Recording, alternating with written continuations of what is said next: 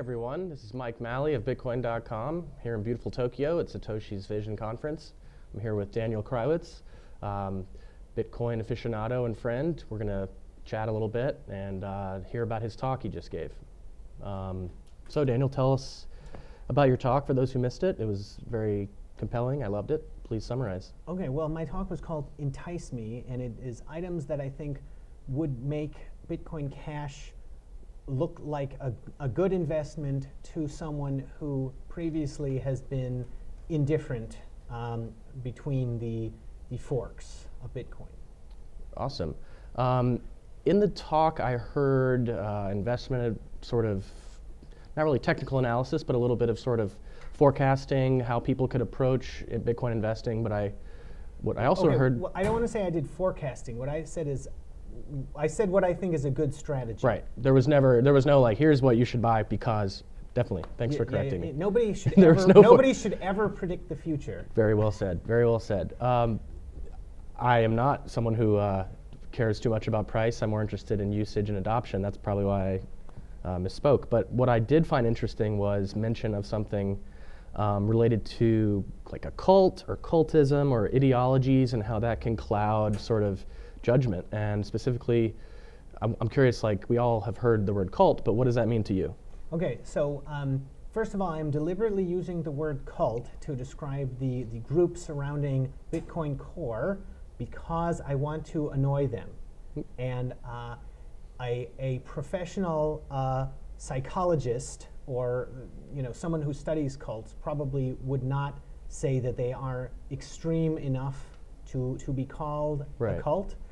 But I think of cult as being like a direction. Right. So the word has bad connotations, but I think we should think of it as a direction. And right, there's no sort of like, we think of cults as like the head of this or that cult is this person, whereas Bitcoin Core or BTC might be more of a cult of ideology, like they're all sharing this sort of, I don't know, mental block and or unobjectivity. Is that sure? Is that fair? So I think that the Bitcoin Core plan is not connected to reality, and it is it's not a plan that is based on figuring out what will make Bitcoin more valuable. And it is a plan that is based on a somewhat arbitrary definition of what is the security model of Bitcoin. So people out here listening to this interview, a lot of them are new to Bitcoin. A lot of them have been in it for a while. Has Bitcoin Core, Bitcoin, BTC always been a cult, or is this a new phenomenon? No, or it is a new phenomenon. So it is.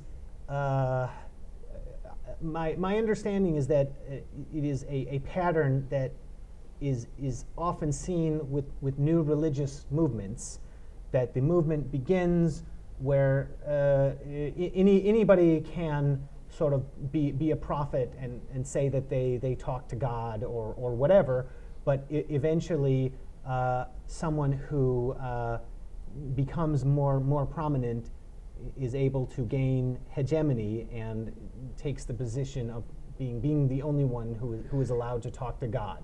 So I think that this is kind of what happened in Bitcoin. So, I mean, you can name names if you want. You don't have to. I'm wondering, but though the sort of the tiers. If Bitcoin Core is, as you say, a cult, everyone's not on the same playing field, right? There's going to be some sort of cult leader, some followers, some sort of intermediaries. What do these tiers look like? So, I think that the idea of the core group is that the developers are the leaders, and they're the ones who know the most about the code, the software code of Bitcoin, and therefore they are the ones who should determine Bitcoin's future. If I can interrupt you, not only, developers should care about code, but it seems maybe you're suggesting they're sort of extending their maybe perceived expertise in code to be experts in adoption and economics and product and marketing, right? Or is this, are they overstepping their bounds as what their role should be? Or? Right. Well, nobody can prove that they know the future. So anybody who presumes to say what the plan should be, there is no. I don't think that understanding understanding the code is the definitive factor. Right. And I think the most important thing you can do to convince people that you know something about the future is to have skin in the game and to bet Very well said. in some provable way. Mm-hmm. You can prove that you make a bet. Okay, Right. you cannot prove that you know the future, but you can prove that you have you made were- a bet. And betting is an investment action. So I think that the future of Bitcoin should be determined by who has which plan has the most skin in the game by the investors investing in it. And somebody who is a developer can also be an investor, Mm-hmm. but it is having made a provable bet, which I think is what makes somebody a leader. Okay. And you saying, again, back to the tiers of this so-called cult, they're not really demonstrating skin in the game. They're more, sort of preaching from high above? And I think that they are simply sort of uncompromising and just kind of assuming that people will go along with them. And whatever code they put into the Bitcoin core repository is effectively the definition of Right. Bitcoin that they are going to use, regardless of what other people think. And also, let me say that it is possible to accidentally start a cult. So Mhm. not everybody who is a cult leader has designed. it's not necessarily malicious. Right. Yeah. And and I think that it all started with the fact that the developers are sort of uncompromising about what their ideas about what Bitcoin is, but what really matters is what is more valuable. And the only way to know that is to figure out what people are going to buy. Okay. And you can't ask them to find that out. You have to ask the people who are going to do the buying. Okay. You know? So switching it from developers, who offer things, as it were, what does the sort of groundwork of the people who are buying BTC look like versus the people who are buying BCH right now? If you have any. I don't. That's a tough one. I don't know what other. I don't know what other people think unless they tell me. Well, of course, this is your opinion. It's not definitive. I'm wondering though, in terms of, it seems with BTC being prior and there's more of a history of it, it might appeal to a certain type of person versus, in other words, are the people involved in one or the other more risky, more forward thinking? Do you have any opinions on? Okay, I disagree that. Well, BTC is prior in the sense that the term Right, the ticker symbol that's what I mean, of course. Is prior. Right. But what I think matters is the investors. Mm. So I think that the function of money in your investment portfolio is to invest in the other investors.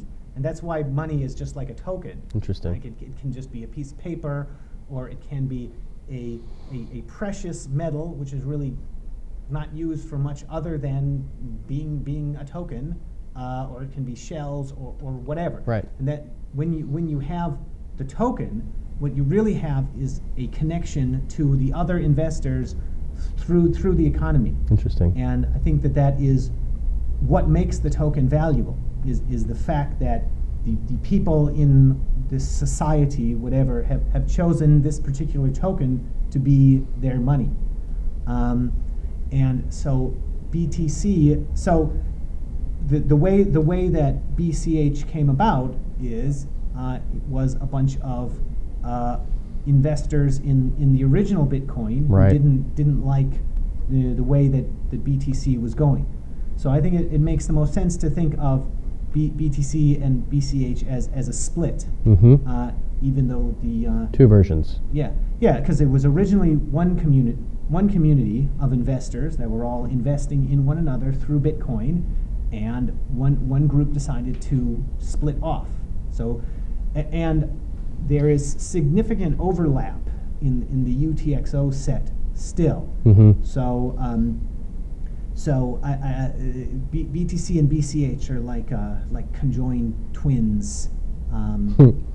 Many people in the community are going to love what you just said. Some people are going to not love it so much and not think of them as connected at all. But obviously, they objective people cannot really disagree with the fact that they're connected. If any core people are watching, I deliberately say things to annoy you. So he warned you.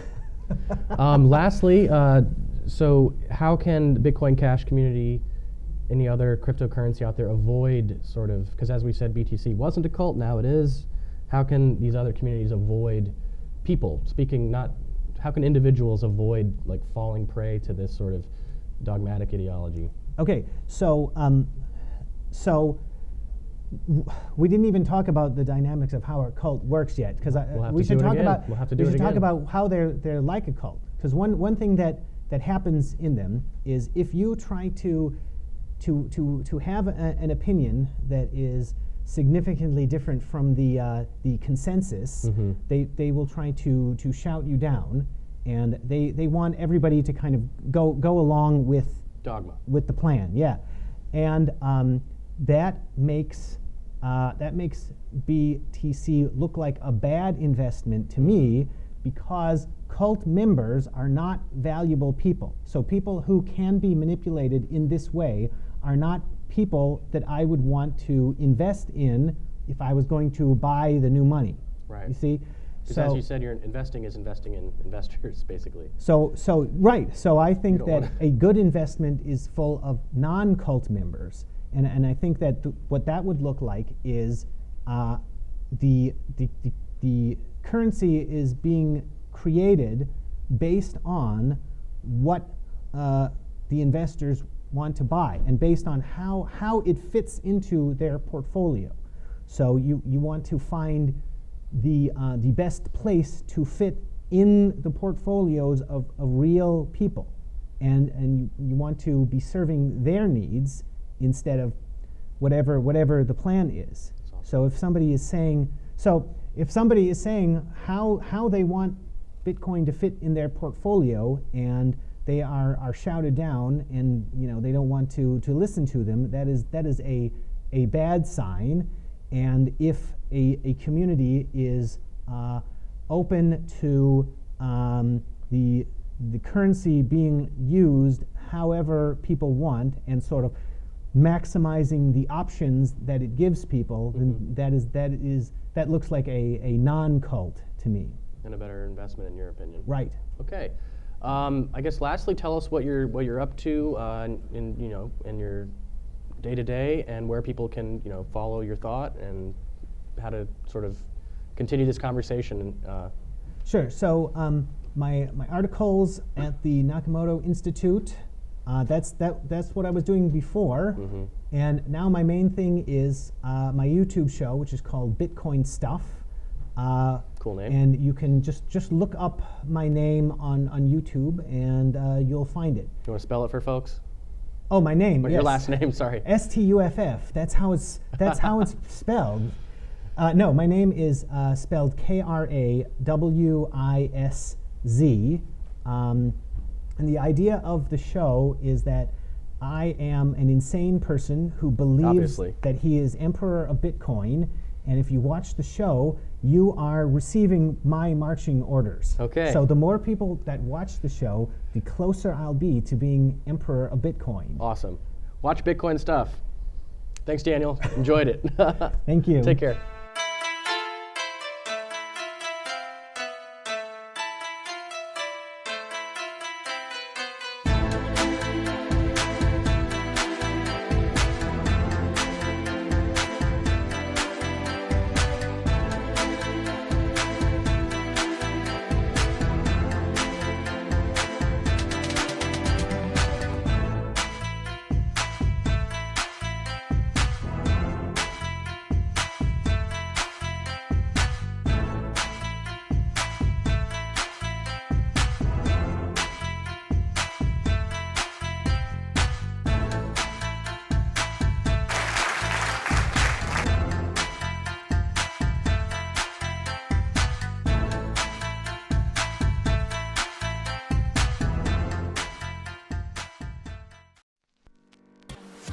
Carry your own bank with you with Bitcoin, where only you have access over your funds. Send any amount of money to anyone instantly, anywhere in the world without any restriction, for pennies with Bitcoin. Bitcoin.com's wallet offers a secure and simple interface in multiple languages and currencies. Download the Bitcoin.com wallet today.